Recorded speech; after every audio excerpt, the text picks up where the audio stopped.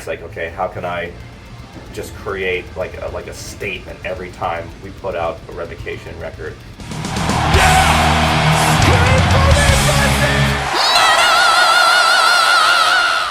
Hey everyone, welcome to the channel. My name is Belgian Jasper. If this is your first time in the channel, hit subscribe right now.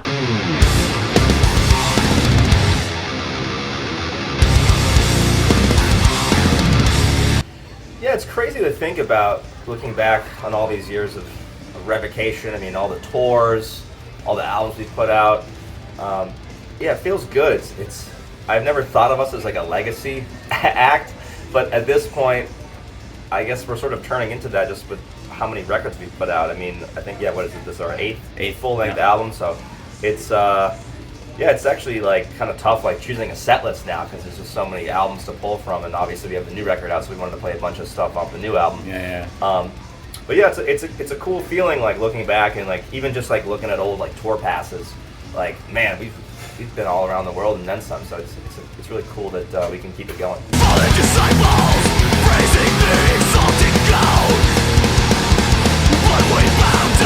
Yeah, a lot of it had to do with the vinyl shortage. I was writing for this record before the pandemic even started, so I had a bunch of ideas. But obviously, being home from tour, sideline for so long allowed us to work on the material that much more, allowed me to write more, and allowed me to kind of gain new skills, right? Like I took on the producer role for Netherheaven, so learning more about working with my DAW, working in Logic, that helped certainly. So yeah, I would say like we definitely made use of our downtime for sure.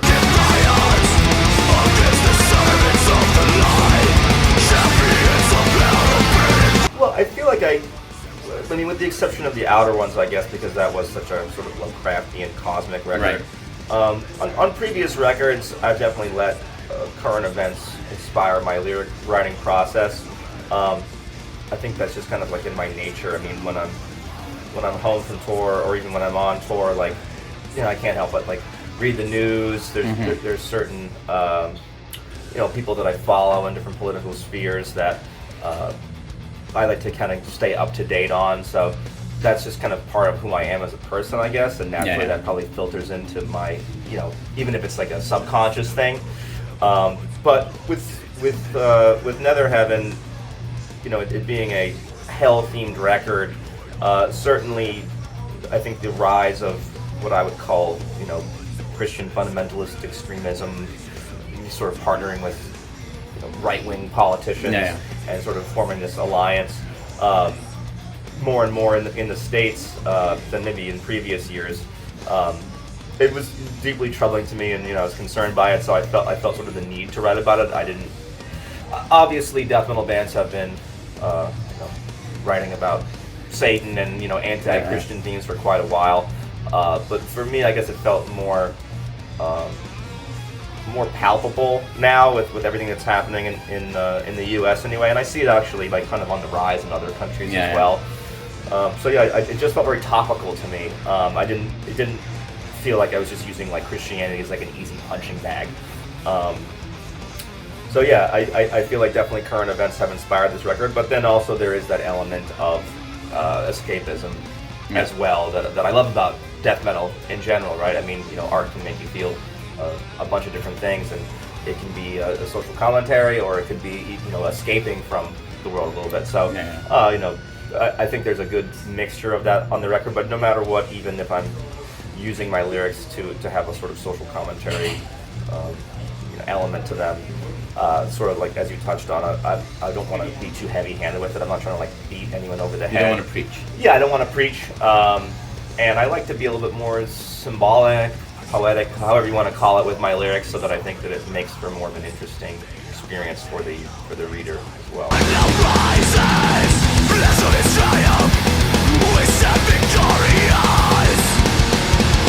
Certainly, people are going to throw around.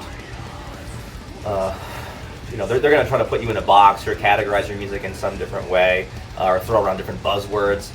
So I kind of dig that we're hard to define. I think that's actually like a great compliment. Maybe part of the reason is because we have gone on a bit of an evolution as a band, and I think just in general our writing style, I think we have our own sound, hopefully. Like, I think when you hear Revocation, hopefully it sounds like Revocation, even if we have a blend of different influences. I try to be very careful when I'm writing to, ensure that a record feels cohesive, that it feels like a statement from the band in that period of time, and then whatever influences that we're feeling, they all kind of filter through that Revocation filter, I guess, and make it sound like the band is supposed to sound. I think maybe, earlier albums we had, the thrash element was more prevalent. I think, in our current incarnation, we're more of a death metal band than a thrash metal band. I think you can hear it in the vocal style, just the overall kind of like feel of the riffs and of the music. But of course, there's those thrash metal elements there too, and we have progressive elements, and on certain parts of our music we have black metal elements. So I think you can hear a lot of different, just vibes of different genres of metal in our sound, and I guess as songwriters, it's our job to like take all those different influences and just kind of distill them down and make them into our own sound.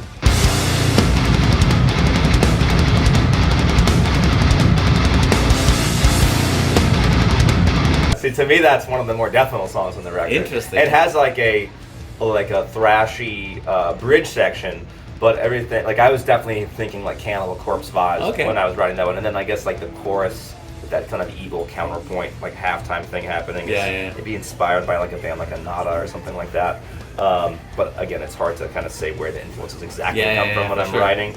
But yeah, see, I mean, there you go, right? To you, that's more of a thrash song. Well, I felt like your vocal approach in that song kind of reminded me a little bit of like late '90s Testament and like guitar soloing. I thought some Death Angel came out. Right. Yeah, I mean, it certainly has. I guess maybe there's sort of Slayer vibe on the solo for sure. But yeah, I guess that's how we try to blend in the different influences. For sure. I mean, even a band like Cannibal Corpse, right? Who are, to me, like they're the quintessential death metal band. I mean, they have thrashy drum beats. I mean, I feel like there's such a cross-pollination of genres there that you can't really separate out one thing without the other. Like some of my favorite death metal bands, I mean, they were influenced by Slayer, probably, like first and foremost. So like that influence is like always going to be on there. And if you took a Slayer riff, like if Slayer never wrote, Angel of Death, let's say, and it was a modern death metal band that played it, some of those riffs you would listen to them and say, oh yeah, that has a death metal kind of feeling to it. It's creepy, it's evil sounding. So yeah, I think it's difficult to describe our sound, but I do appreciate that there's the fans out there that have a very are very passionate about the sound one way or the other.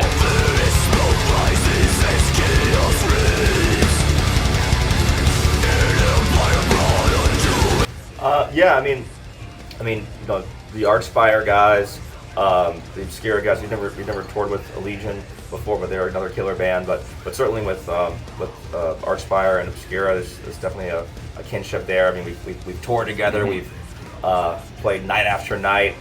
And I think being in that environment certainly inspires you, right? When you're watching another band every single night, that kind of, especially when you're playing such a technical form of music, for sure, it kind of rubs off on you, and like, everyone's trying to go out there and bring their A game, right?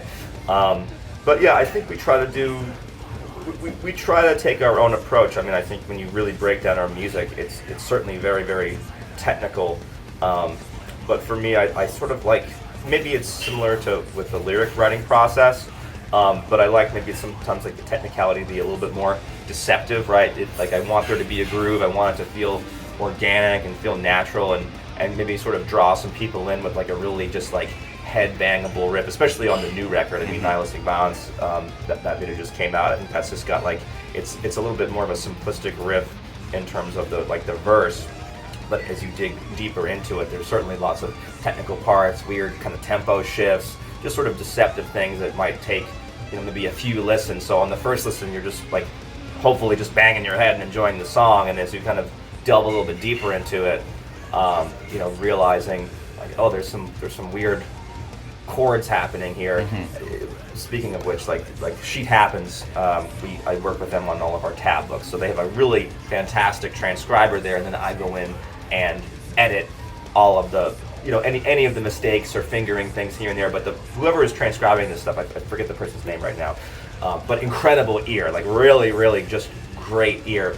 And on Nihilistic Violence, that one, the verse riff had the most mistakes on it, and that to me is one of the easiest riffs because it's the chords that I'm using there, I think, just have a little bit of like a deceptiveness to them in terms of the how dense the harmony is.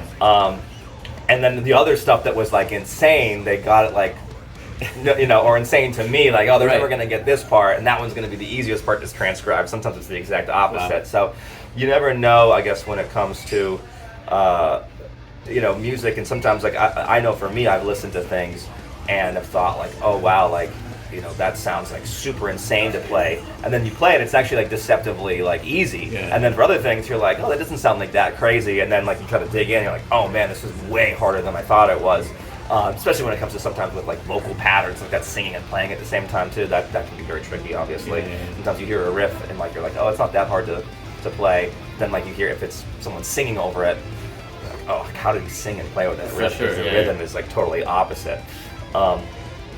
Anyway, yeah, I like certainly going off on a tangent there, but certainly with the technical death metal bands. I mean, I grew up on technical death metal. I mean, Martyr, Gorguts, Spawn of Possession, Necrophagus. I mean, I listened to those bands just like constantly as a kid. But I also listened to a lot of maybe more groove-laden metal, more sort of straightforward stuff.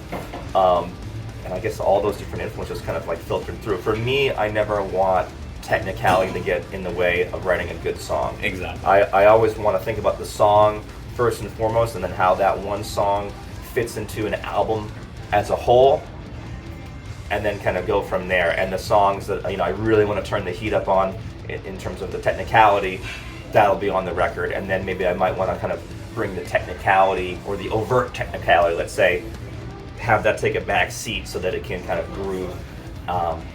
And I think it makes for a hopefully like a pleasurable listening experience throughout.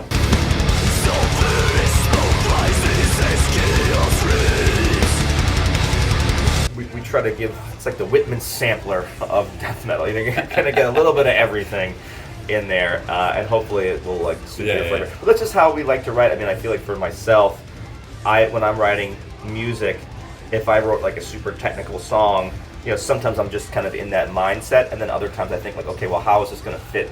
If every single song has this same vibe, is the technicality maybe going to, not be appreciated as much or get lost a little bit? So how can we play around with tempo?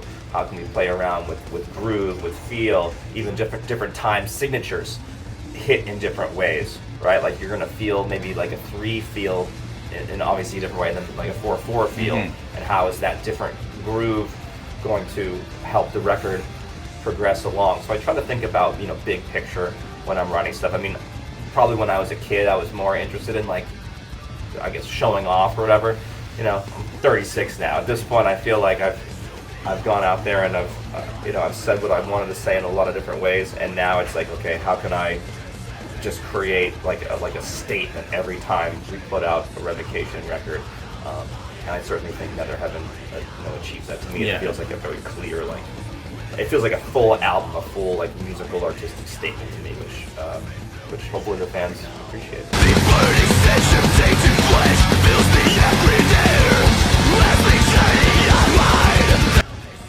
Yeah, I would say so for sure.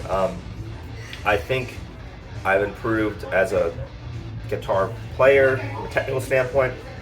I think I've improved as a songwriter, and certainly with the vocals being such a big part of the music, obviously, I want to improve there as well. I mean, I think you can see a clear evolution of my vocal tone, style, whatever you want to call it. I think by every single metric, even as a lyricist, I feel like I've improved greatly over the years. So yeah, I definitely have worked hard on just developing my sound. I think after multiple records, and I think a lot of it's just been the touring, just singing, screaming night after night, kind of finding your voice and molding it in different ways. And also kind of having a clear sort of sound like in your head. When the first Revocation records were coming out, we were trying so many different things, and I mean, I was doing like guttural inhales on our first record, along with like a kind of a thrashy voice and some death metal stuff. So we've definitely kind of experimented, but you know, to bring up Death, I mean, I love Death for so many reasons, but I love the evolution that their style took, not just in the riffs, but in Chuck's voice as well. I mean, you can kind of clearly hear just totally different styles throughout Death's career, and you know, I think that probably inspired me, maybe in some subconscious way. Like, oh, cool, you can kind of like, it's okay to change your vocal style and kind of find a style and then move from there. So yeah, I definitely I would agree with the fans there for sure. There's no question. This is my most, I don't know if everyone says it every time, like it's our most brutal one to date, right? But it's without a question, I think the proof's in the pudding. And you know, part of it could be mixed too. I don't know. Like we worked with a new with Jens Bogren this time around, so it was a totally new mix and master. But yeah, I think just the delivery, it just felt. Then it felt good in the studio too. Like I was like, oh, this shit sounds fucking brutal. So I'm stoked that the fans, recognize that. Yeah, for sure.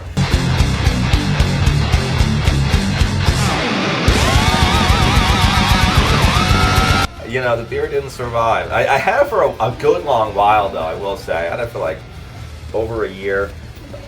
There was nothing really behind it. I just kind of woke up one day and it was just like, I'll shave it off. It's hot outside. And I didn't realize like it was gonna attract the ire of so many people online. Like everyone's just, where'd the beard go? If I post anything about the record, there's probably one comment on there like about someone with a sad emoji talking about my beard being gone. But you know, what can you do? It's my face, not yours.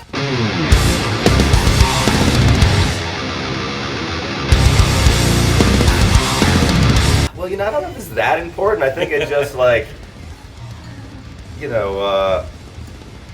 I appreciate a good sneaker. I appreciate some color coordination. I mean, all I gotta do is just like. And death metal has been too dark maybe for a long time. You just gotta take a look at your wardrobe and see what works with what. If you got like a death, human, the red logo shirt, maybe see if you get some kicks with a little bit of flair that pops with that. Maybe you got like a hat with the red. I'll have to do a whole series where I go into like different metalheads, homes, and we go through their closet. If you were to give a name to this band, just like first thing that comes to your head, what would you call them? Balls Destroyers. Balls Destroyers. That's another one that's been getting a lot of comments. People want Balls Destroyers merch. They want a Balls Destroyers song. I guess that's what you want with the record coming out. Lots of little viral moments like that. There's no Balls Destroyers merch or single coming at the moment, but who knows? You never know. You never know. We could make we could do a whole like Balls Destroyers like tracksuit like matching outfit with a hat, and I'll hit up Nike, see if they want to do like a small limited run of Balls Destroyers shoes that you could match with your tracksuit. We'll see.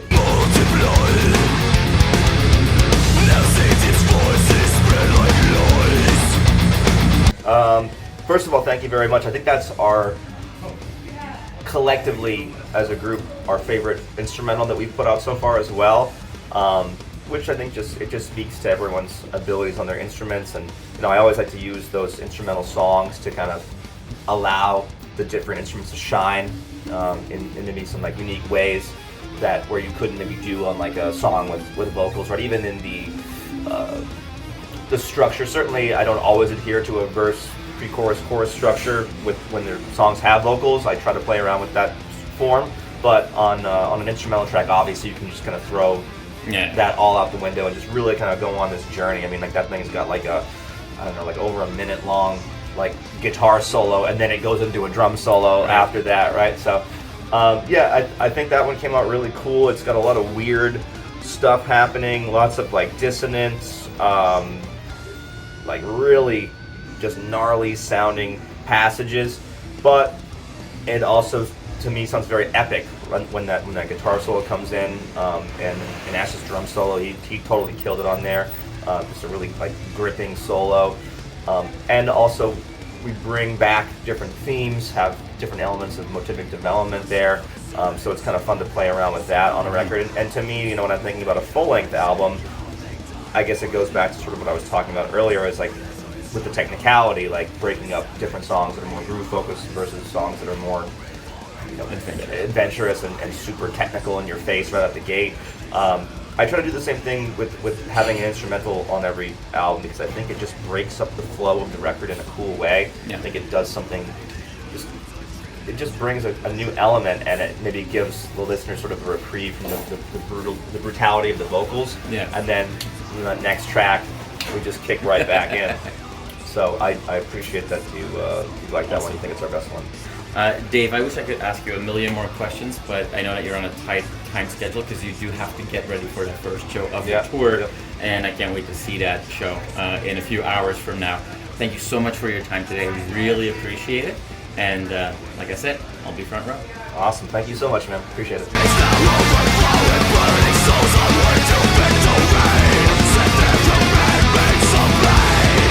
You are awesome for watching this video. Click right here to see more content like it and subscribe to the channel.